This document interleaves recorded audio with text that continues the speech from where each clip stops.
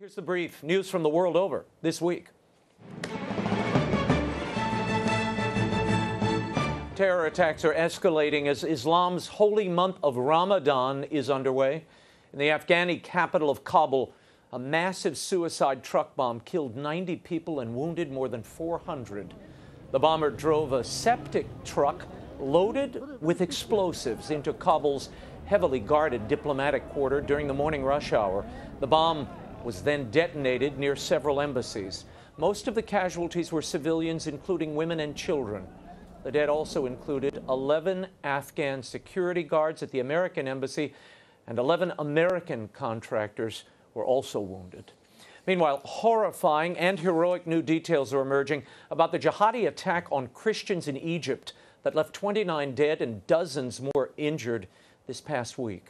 Gunmen in military uniforms stopped a bus carrying Coptic Orthodox faithful on a pilgrimage to the city of Minya. According to multiple witnesses, after the victims were robbed of their valuables, they were lined up on their knees and ordered to proclaim the Shahuda, the Islamic profession of faith. When they refused, they were shot one by one. The victims included children. One survivor described the attack this way: "The masked men asked us to renounce God. They were told no. There is no question about it. So the massacre began." A boy of 6, who was among those who survived the attack, said the terrorists never saw him. He told CBC News that his mother pushed him under a seat and covered him with a bag. The pilgrims were preparing to celebrate the ascension of the Lord at the shrine of the Coptic saint Samuel the Confessor, who was famously tortured for his faith. The Pope remembered the victims during his Regina Coeli address on Sunday. He prayed the Lord would receive into his peace these courageous witnesses, these martyrs, and convert the hearts of the terrorists. And as the investigation continues into Thursday's deadly terror attack in Manila, a larger terror crisis continues in the South Philippines with the ongoing fighting between government forces and ISIS-linked militants. 1,000 civilians are trapped, some of whom are being held hostage. Among them is the vicar general of the local diocese. In a video apparently recorded under duress, the priest pleads for his life and the lives of 200 Christians being held captive. Addressed to Philippine President Rodrigo Duterte, he asks that troops be withdrawn from the city of Marawi. More than 100 people have been killed, mostly ISIS militants, and about 24 civilians since the fighting began there last Tuesday. The government seized the city after it failed in its attempt to capture the region's ISIS leader. Back here in the U.S., President Donald Trump is keeping a couple of his campaign promises. On Thursday, the president announced his decision to pull the U.S. out of the Paris Climate Change Accord. He delivered a statement from the White House Rose Garden that made the United States one of only 3 countries to opt out of the 195-nation agreement. As president, I have one obligation, and that obligation is to the American people.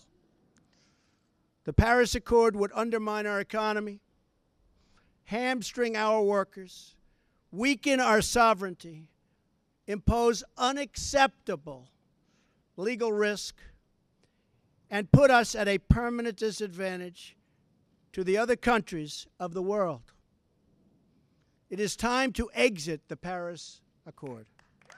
Countries committed to the Paris Accord agreed to reduce projected carbon emissions over the next several years. Proponents of the agreement say it's vital to protecting the environment from man-made climate change. Critics say it would be disastrous to the U.S. economy, industries, and could hurt the poor. The Vatican was none too happy about the pullout. The Pope had urged the president to affirm the Paris Agreement during his recent visit. Bishop Marcelo Sanchez Sorando, the Church's climate czar and head of the Pontifical Academy of Sciences, called Trump's decision a, quote, huge slap in the face to us, end quote. The Trump administration is also on its way to reversing the Affordable Care Act's contraceptive mandate. A leaked draft shows a revised regulation would free religiously minded employers from providing contraception, abortifacient drugs, and sterilization procedures through their health care plans. The new rule, if adopted, would protect groups such as the Little Sisters of the Poor and other religious charities from the contraception mandate that was included in Obamacare in 2010. Mark Rienzi, the senior counsel at the Becket Fund, who represents the Little Sisters, noted that the government has acknowledged that people can get contraceptives without, quote, forcing nuns to provide them. Once a final rule is adopted, it would likely be up to individual states and the courts to find ways to provide insurance coverage for contraception. And Pope Francis met with Canadian Prime Minister Justin Trudeau on Monday. Trudeau took the opportunity to urge the Pope to issue an apology for the Church's role in educating the children of native tribes in the 19th century. Critics of the so-called residential schools in Canada say they were an attempt by the Church to destroy native culture. Some critics going as far as condemning them as a form of cultural genocide. The schools were supported by the Canadian government at the time. Prime Minister Trudeau suggested that an apology could be delivered in person should Pope Francis decide to visit Canada. No such visit is currently in the works. And the Vatican has canceled the Pope's planned visit to South Sudan in October. Vatican spokesman Greg Burke told Reuters the trip was not for this year. Security was apparently a concern, as the country has been suffering from a growing civil war, now in its third year. A church source said another reason for the cancellation was that local officials were not able to ensure that people of the major ethnic groups would be able to attend a papal mass of reconciliation.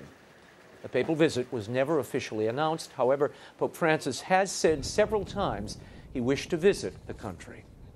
And the United Nations is warning that more than 1.4 million people in northeastern Nigeria could face famine by September because of a severe funding shortage and the inability to reach them due to Boko Haram militants. Since 2009, the jihadi group is believed responsible for more than 20,000 deaths. Nearly 2 million people have been displaced, about 200,000 of whom have taken refuge in neighboring countries. Many more have become victims of sexual violence and exploitation by Boko Haram. The UN says food is now in short supply and 40,000 people are suffering from the ongoing famine. And finally, we know there's a priest shortage, but this is a little ridiculous. Meet Bless You Too, a robot priest. It is the creation of a Protestant layman in Germany in an effort to reach out to those who might not have any spirituality. When its touch screen is activated by choosing one of 7 languages, the robot wishes users a warm welcome and then asks if they want a blessing by a male or a female voice and what kind of blessing he or she desires.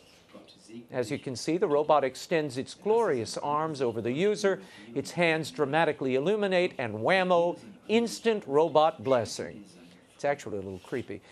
Rudolf Wenz created the robot to mark the 500th anniversary of the Reformation and compared his creation to the achievements of Martin Luther. He says the robot is opening doors and showing, quote, what Christianity has to offer. No word yet on whether the German church plans to conduct a study on the possibility of robots in the diaconate. But we'll keep you posted on that too.